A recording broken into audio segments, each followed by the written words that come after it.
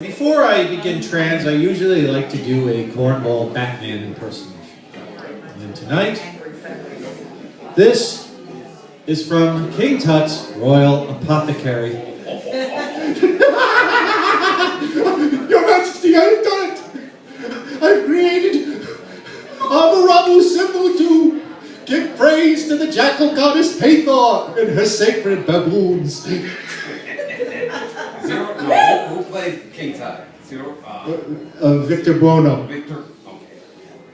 The one man who could overact and get away with it. Great Victor Buono. Yeah. Oh, Well, anyway. Harry movie? Actually, let me interrupt you. For people that haven't seen this, haven't heard Matt, he's writing a screenplay called Trans. It is brilliant. You can go to my YouTube channel, Mr. Tom52, and search on there. Every one of his episodes is on there.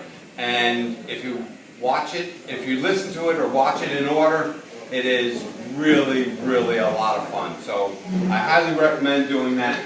And with that, I give you chapter 2. Yeah, season 2, episode 3. Great. Thanks.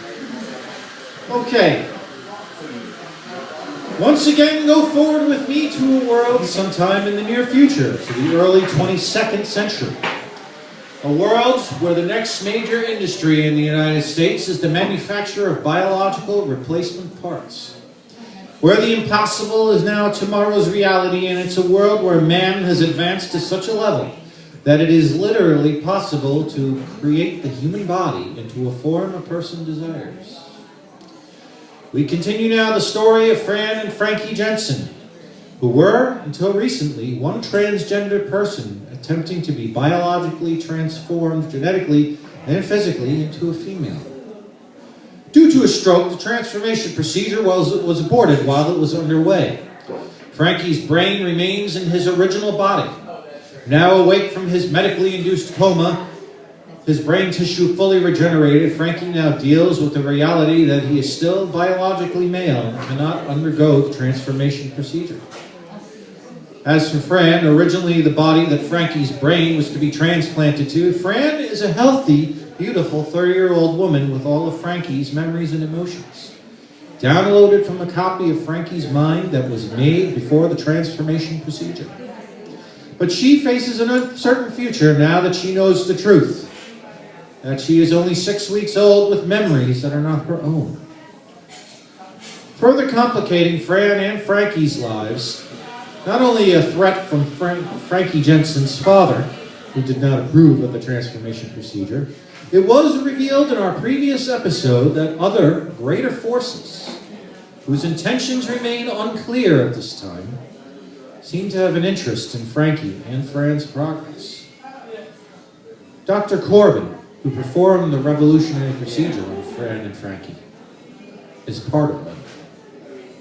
He takes center stage tonight as we begin Trans, Season 2, Episode 3.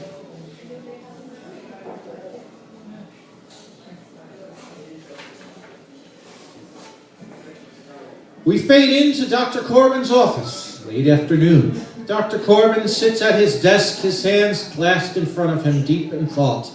He looks tired and frustrated, in anguish.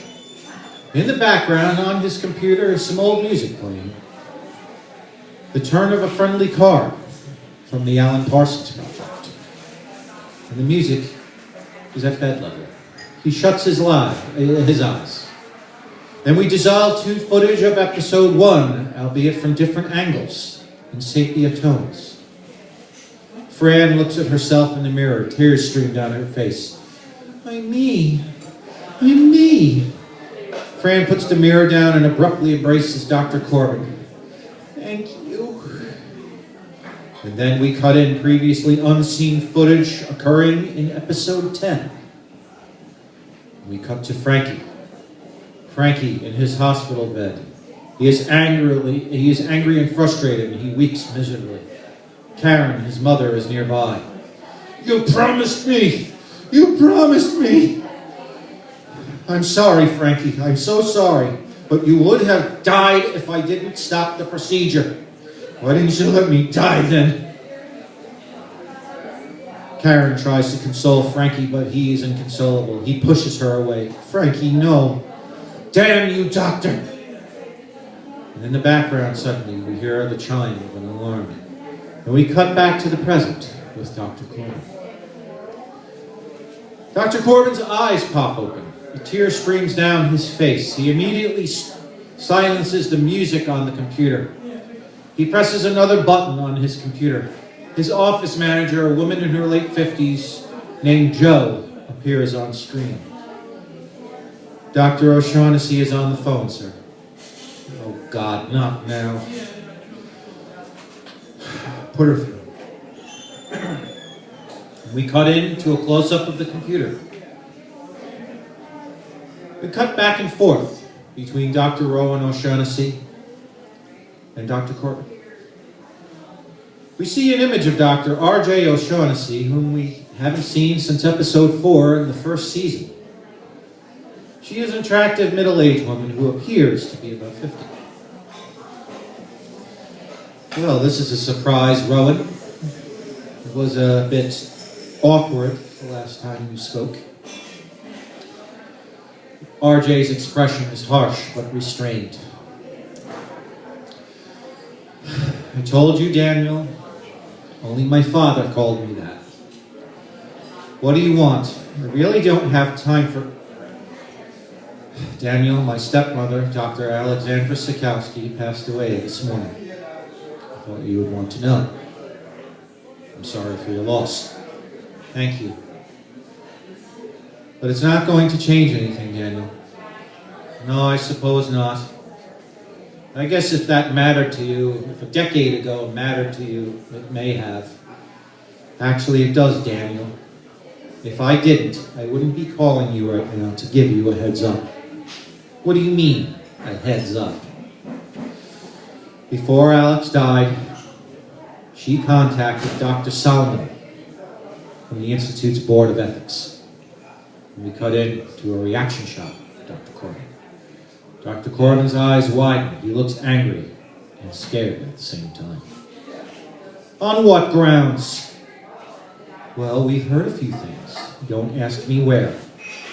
Alex called in a few favors. She found out there's a complaint of malpractice against you from one Franklin Jensen. Yeah, so what? It's the ranting of a transphobic Neanderthal. As if it's any of your business. Hell, if anybody's committing an ethics violation here, it's you. Maybe, but I'm not part of the Transformation Institute, Daniel. Not anymore. I'm really not subject to your authority. Besides, I'm going back into space in a few months. The Deep Space Initiative. The one going outside the solar system? Yes. There's nothing for me here now that Alex is gone. My son's grown. He needs to live his own life. The only reason I'm telling you this, despite it all, I still care about you, Daniel. I've never stopped caring about you, even if things didn't work out between us. I suppose I should thank you then. It doesn't matter what you do. What does is that you're going to have to defend your actions. I did what I did to save lives. Nothing more. You have no right to judge me. I don't have to explain myself to you, RJ. No, you don't. But you are going to have to explain yourself to Dr. Solomon and the Ethics Board. I hope it works out for you, Daniel. What I heard before Alex died isn't true. And what's that?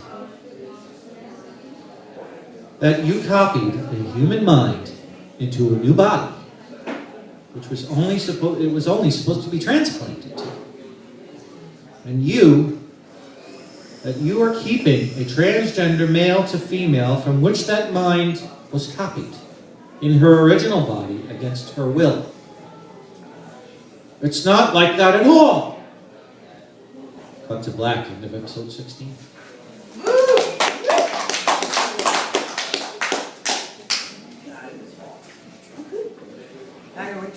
Ladies and gentlemen, put your hands together for Matt Fusari. Season 2, Episode 3. Be here next time. Save that channel. Save that station.